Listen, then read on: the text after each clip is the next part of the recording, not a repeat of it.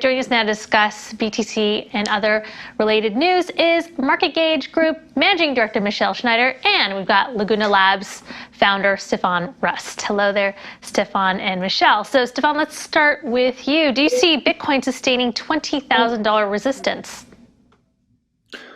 Yeah, I mean, it's dropped below 20,000 already, so we've seen it go below that a couple of times. It could go even further below that. We don't know. But I don't think we're at the bottom, that's for sure. We're close to the bottom. So, what I'm doing, I'm what we call DCAing, right? So dollar cost averaging as the market. I still believe that there's a lot of upside in Bitcoin in the longer term. I think we just broke 20 million minted Bitcoins, or 90, already out there. There's 1 million left to be minted. So we know that it is a good inflation hedge already today, so we're going to see it go up. Sure. Michele, what do you make of the latest remarks from the New York Federal Reserve Bank President John Williams saying interest rates need to be pushed above 3.5% and no rate cuts happening next year? Well, he's probably right. I'd much rather listen to Powell. Ultimately, I think he has the supreme vote at the end of the day. And he's even saying kind of the same thing. Although he always capitulates a little bit, we're going to look at the data points. Next meeting is September 21st. The expectation is for another 75 basis points raise. There's been talk that they'll cap it at 4%.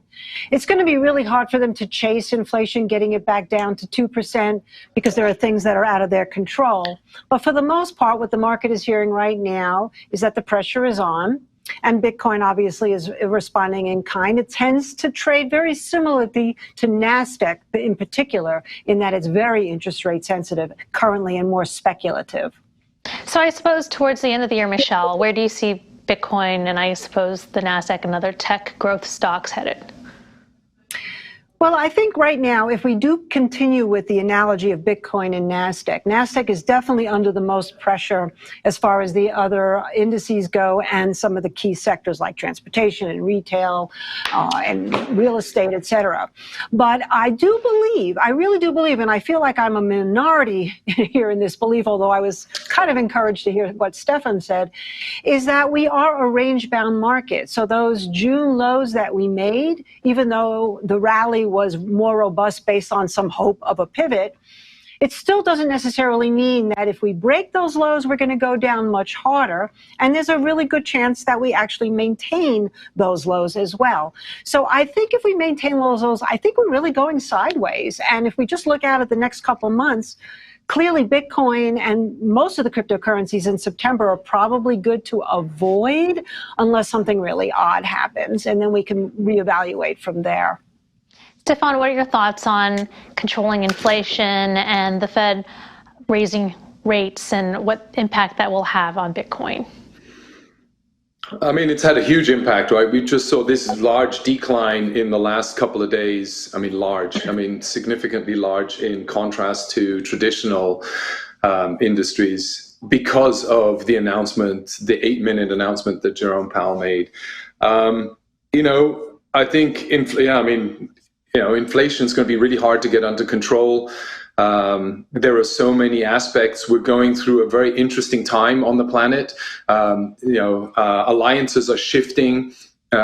Relationships are changing. You're seeing new currencies emerging. So the monopoly around currencies is evolving.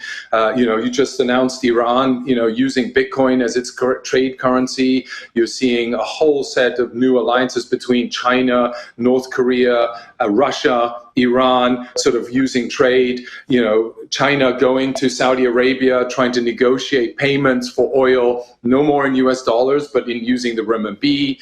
What does that mean for the global landscape, and how is the world evolving in this environment? But I think in the long term, crypto and Web3 and crypto assets are really interesting asset class. Why? Because you see today that despite having this, crypto contagion that we've had, despite the, crash of Terra Luna, Celsius, BlockFi issues, Voyager, etc., the community that is building in the DeFi world, in crypto land, are super engaged, hyper positive. We've all got lots of wounds and scars to tell and stories to tell, funds and monies lost. But actually, we just had Korea Blockchain Week, the home of Terra Luna. And what was the momentum there? There was a huge positive attitude. We're back building again and growing and trying to create new decentralized financial opportunities where everybody can participate, and driving inclusion where youths and younger participants, maybe disenfranchised individuals, people struck in countries or growing up in countries where they are struggling with super high inflation, super corrupt governments, all can now participate in a more regulated, governed, decentralized model. And so that is, I think, where a lot of the excitement is, and the longer term vision of where crypto assets can evolve towards and appreciate, because the utility associated will grow. Mm-hmm. I just want to pick out one of those elements in there, in that Bitcoin is reportedly being used by Iran to evade sanctions. Michele, is that bullish or bearish for Bitcoin? Well, again, I think there's two ways you have to look at the digital space. It is definitely the future, no doubt about it. And in fact, everything will change. And I think we'll finally start to see a whole new world in terms of growth based on the digital age. But looking at everything right now, we're not there. We're not even close at this point. Maybe we're looking 3-5 years out or longer. So answering your question with Iran, I would say initially, it's a factor that helps in terms of the future. But for right now, it really plays into all of the geopolitical concerns that were just pointed out, not to mention there could be a part of a problem with the whole cryptocurrency space. And I'm not really knowing for a fact, but it just seems to me weather problems from floods to droughts, considering this is a mined instrument, I don't know at what point that has impact. We haven't heard anything about that, or at least I haven't yet. But just speculating that it could happen, is something that certainly I'm keeping eyes on. So yeah, I think for the short term, it might be slightly bearish, or at least, like I said, not necessarily bullish. Longer term, this mass adoption that will happen over the course of years, totally bullish. All right, echoing Stefan there.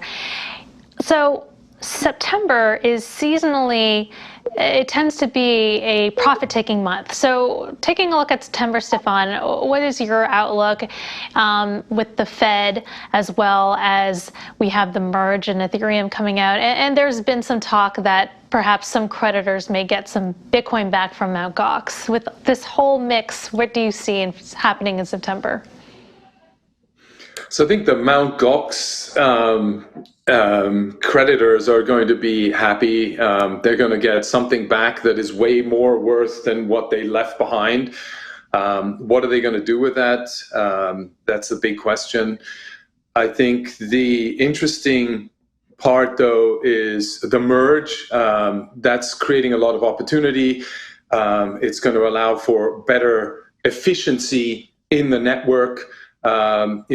And ecologically, it's going to be friendlier, which is what it is. Whether that is true or not is debatable. But it's moving from proof of work to proof of stake. So it's going to be an interesting time. And I think that's a lot of excitement in terms of how a whole chain with the amount of momentum that Ethereum has managed to evolve, continuously innovate, and build a whole new system on top whilst operating the existing system. And that, to me, is something that I think is not really appreciated enough, that the complexity, it's basically saying the whole of Wall Street will replace that and create a whole new system, and then throw away the old system and just put all the funds that have been created on the old system onto this new system that we created, and create whole new policies and frameworks and approval processes associated with that. That's the magnitude of this. Ultimately, it's not quadrillion size. It's still only a couple of hundred, maybe even a trillion, just shy of a trillion, if you look at that whole ecosystem. But that is, to me, a significant improvement and proof that the drive for innovation is really strong in the blockchain world. And that is interesting. Whether people are going to profit of this, for sure. In change, there is always profit-taking opportunity, and there is always new money-making opportunities. So we'll see where that goes. Just want to give Michele a chance to respond as well. With the Ethereum merge coming, what do you think that means for Bitcoin in terms of, I mean, I'd say many people in the Bitcoin community are pretty happy with the proof of work and the security that lends itself to and therein. So, but by contrast, you have folks in the Ethereum community whispering of a flippening. What are your thoughts? Well, I'm going to agree again with Stefan's analysis there. I mean, there's so many issues. Right now we have Avalanche crashed another 11%, and FBI now going further into criminal investigation in terms of the whole cryptocurrency space. So these kind of slashes will continue to happen. But if I may, Christine, I'd like to put some technical numbers on it, because that's really my specialty here, is technical analysis. And actually, Bitcoin, Ethereum, and a lot of the other coins have been so highly technical.